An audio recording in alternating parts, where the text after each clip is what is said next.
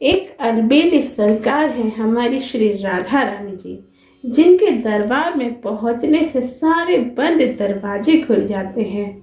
हर विपत्ति संपत्ति में बदल जाती है। इसलिए तो हमारी अलबेली सरकार को बरसाने वाली कहा जाता है, जो कृपा करती नहीं कृपा बरसाती है। इसीलिए तो इन्हें कहा जाता है बरसाने वाली। आज मैं आपको एक अद्भुत प्रसंग सुनाने जा रही हूँ, जिसके विषय में आपने कभी सोचा ही नहीं होगा कि ऐसा भी हो सकता है। इस रोचक प्रसंग को सुनने के लिए वीडियो को बिना स्किप किए लास्ट तक देखना होगा कि इससे आपको क्या फायदा होने वाला है। भक्ति तो हम सब करते हैं। भगवान श्री कृष्ण और श्री राधा रानी जी के एक अनन्य भक्त श्री कृष्णदास जी जैसा होना बहुत मुश्किल है। तो आइए कृष्णदास जी की भक्ति के बारे में जानते हैं। हम सब कहते हैं कि भगवान कभी दिखते नहीं, कि भगवान हमारी कभी सुनते नहीं। ब्रज में भगवान श्री कृष्ण और श्री राधा रानी जी के एक भक्त रहा करते थे, जिनका नाम कृष्णदास जी था। उनके यहाँ फूलों का काम हुआ करता था। वे बचपन से अपने पिताजी के साथ नंद महल जाया करते थे, क्योंकि उनके पिताजी और माताजी भगवान श्री कृष्ण और श्री राधा रानी जी के अनन्य भक्त हुआ करते थे। रोज सुबह उनकी माताजी अपने बागीचे से ताजे सुंदर फूलों को तोड़कर माला बनाया करती थी, जिसे उनके पिताजी और वे नंद महल ले जाकर भगवान श्री कृष्ण को पहनाया करते थे। और वे कभी कभी अपने माता पिताजी के साथ बरसाना श्री राधा रानी जी के दर्शन करने भी जाया करते थे। अक्सर उनके माता पिताजी रात्रि में शयन करने से पूर्व भगवान श्री कृष्ण और श्री राधा रानी जी की बाल लीलाओं से उनको अवगत कराया करते थे। चूंकि उनके माता और पिताजी भगवान श्री कृष्ण और श्री राधा रानी जी के अनन्य भक्त थे, इसलिए उन्होंने अपने पुत्र का नाम कृष्णदास रखा था। जैसे जैसे कृष्णदास जी बड़े हो रहे थे, वैसे वैसे उनकी जिज्ञासा बढ़ती जा रही थी। किसी भी तरह भगवान श्री कृष्ण और श्री राधा रानी साक्षात देखना चाहते थे और उनसे मिलना चाहते थे। एक बार उनकी माता जी ने बताया था कि यदि किसी एक कार्य को 12 वर्ष नित्य किया जाए तो वह साधना सिद्ध हो जाती है। एक दिन जब वे भगवान श्री कृष्ण को माला पहनाने के लिए फूलों की माला बना रहे थे, तभी उनके मन में विचार आया, यदि मैं लगातार 12 वर्षों तक अपने हाथों से फूलों की माला को बनाकर नित्य प्रतिदिन भगवान श्री कृष्ण को पहनाऊं, तो मेरी उनसे मिलने की इच्छा अवश्य पूरी हो जाएगी। चाहे आंधी आए, चाहे तूफान आए, चाहे कितनी भी विषम परिस्थिति हो, लेकिन वो नित्य निरंतर लगातार नंद महल जाते हैं और भगवान श्री कृष्ण को माला पहनाते और उनसे कहते, कन्हैया मैं इसी तरह 12 वर्षों तक आपको माला पहनाने नंद महल आऊंगा, लेकिन 13वें साल की पहली सुबह पे आपको मेरे घर आकर मुझसे मिलना ही होगा। इसी तरह उनका यह क्रम लगातार 12 वर्षों तक चलता रहा। चाहे वो पूस की ठंड हो, चाहे वो जेठ की जलती गर्मी, चाहे वो सावन की मूसलाधार बारिश हो, उनका यह क्रम नित्य लगातार 12 वर्षों तक इसी तरह चलता रहा। इसी तरह वे 12 वर्ष बीत गए, उन्हें पता ही नहीं चला। आ गया वो 12 वर्ष का आखिरी दिन, जब उन्होंने अपने बागीचे से सुंदर फूलों की माला को तोड़कर रंग बिरंगी सुंदर सी फूलों की माला को बनाकर तेज कदमों से नंद महल की ओर आगे बढ़े और आज उनकी खुशी का ठिकाना ही नहीं था। आज की सुबह बीते कई वर्ष की सुबह से ज़्यादा खूबसूरत लग रही थी। इसी आनंद के साथ वे राधा कृष्ण का नाम जाप करते हुए नंद महल पहुँचे और उन्होंने अपने हाथों से बनाई हुई फूलों की माला को श्री कृष्ण के गले में डाल दिया और उनसे कहने लगे, लाला देखो, मैंने अपनी प्रतिज्ञा पूरी कर दी। आज तुम्हें माला पहनाते 12 वर्ष पूरे हो गए। अब वचन निभाने की बारी आपकी है। कल मैं सुबह से ही आपका इंतज़ार करूँगा। आपको मुझसे मिलने आना ही होगा। इतना कहकर वे नंद महल से अपने घर की ओर वापस चल पड़े। रास्ते में चलते चलते उन्होंने सोचा, कान्हा अकेले तो आएंगे नहीं। उनके ग्वाल बाल गोपियाँ, सभी गायें और इतनी दूर से सब चल कर आएंगे तो उन्हें भूख भी लगेगी। इतना सोचते ही वे तेजी से अपने घर की ओर बढ़े और फटाफट सबके आने की तैयारी करने लगे। उन्होंने देसी घी से तरह तरह के व्यंजन बनाए, मटके में ठंडा पानी भर के रखा और वे रात्रि में अपने द्वार की चौखट पर बैठकर सुबह होने का इंतज़ार करने लगे।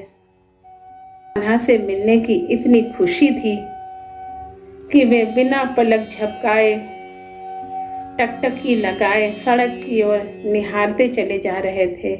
मन ही मन राधा कृष्ण के नाम का जाप कर रहे थे। पर ये क्या, देखते ही देखते सुबह हो गई, पर उनका इंतज़ार खत्म होने का नाम ही नहीं ले रहा था। देखते ही देखते दिन चढ़ने को आ गया, पर कान्हा अभी तक नहीं आए। अब उनके सब्र का पैमाना छलकता जा रहा था। हर बीते लम्हे के साथ वे धीरे धीरे अधीर होते चले जा रहे थे। अब उनकी व्याकुलता उनके क्रोध में परिवर्तित हो रही थी। अत्यंत क्रोधित हो जाने पर वे कान्हा को बुरा भला कहने लगे।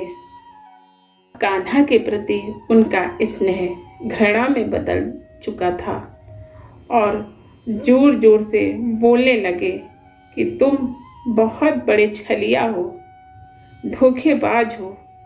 सही कहते हैं लोग।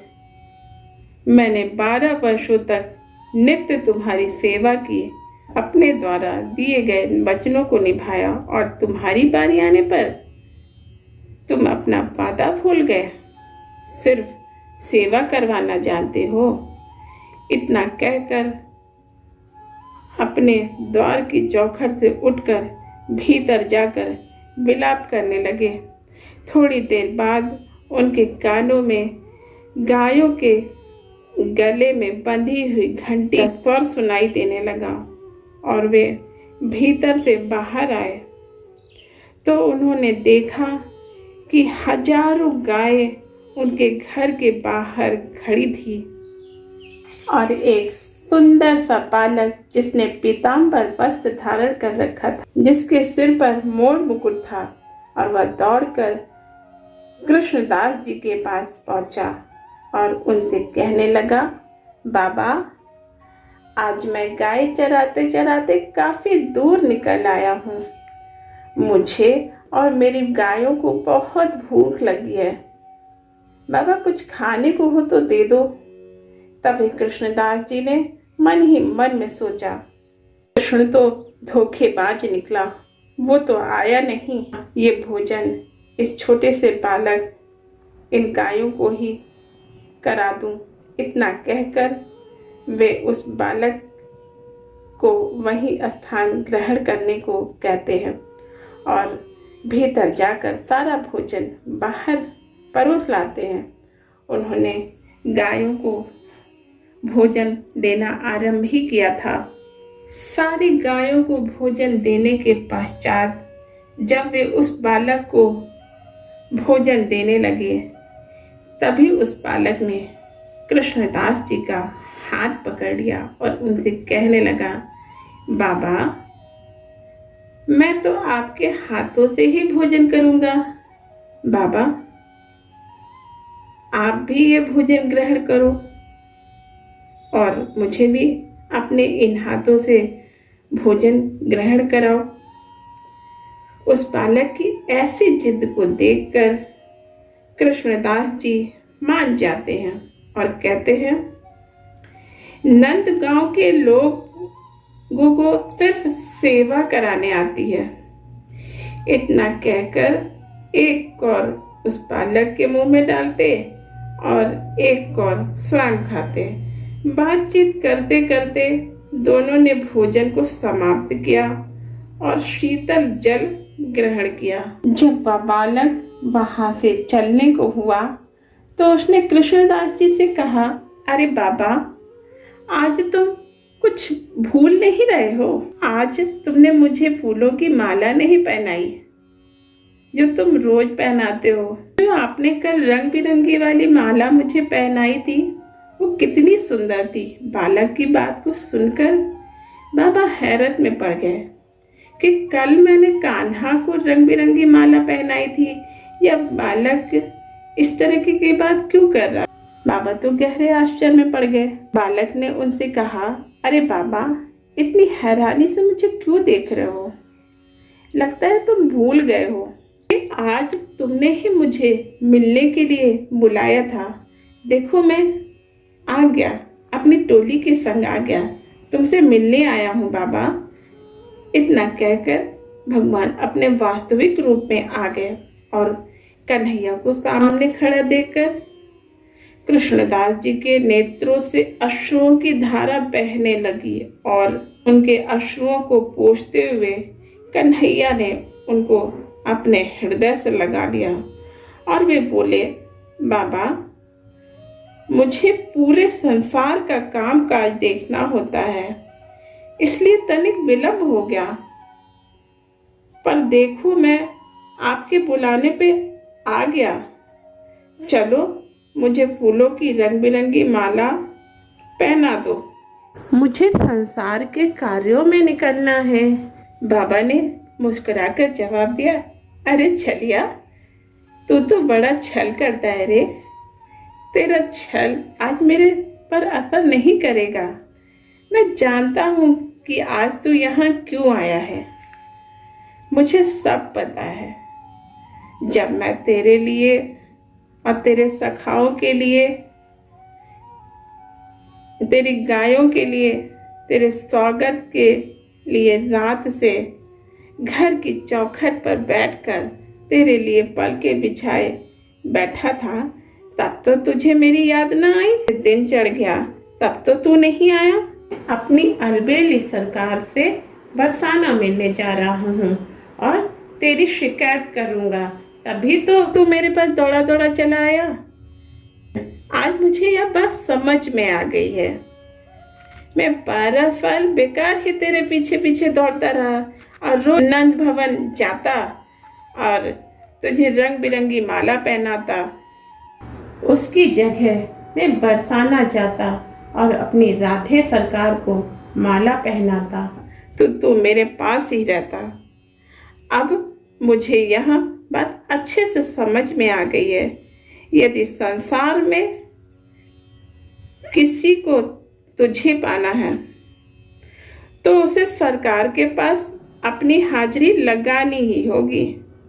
ये रंग बिरंगी माला मैं तुझे नहीं पहनाऊंगा, अब मैं सरकार को यह माला पहनाऊंगा।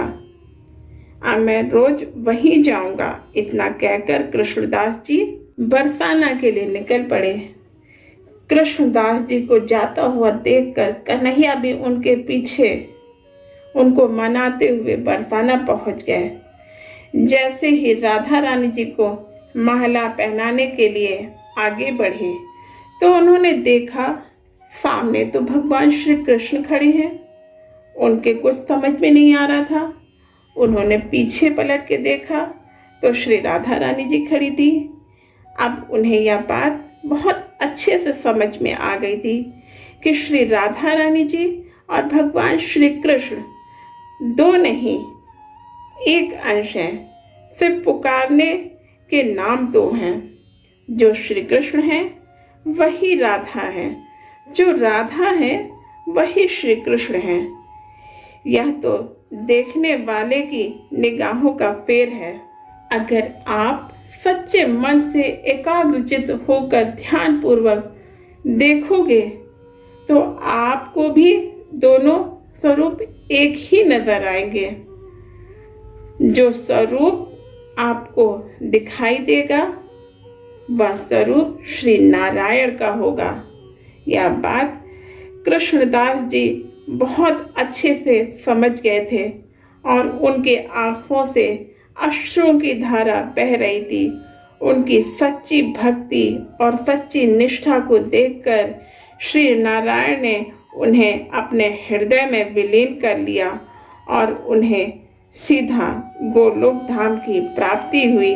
इसीलिए तो कहते हैं जो सच्चे मन से बरसाना दर्शन करने जाता है वहां बरसाना वाली अपनी कृपा उन पर बरसाती है। ऐसी है हमारी सरकार श्री राधा रानी जी। बार बार श्री राधे हमको वृंदावन में बुलाना, बार बार श्री राधे हमको वृंदावन में बुलाना। आप भी दर्शन देना बिहारी जी से भी मिलवाना, आप भी दर्शन देना बिहारी जी से भी मिलवाना। यही है विनती, यही है विनती बारंबार राधे अलबेली सरकार।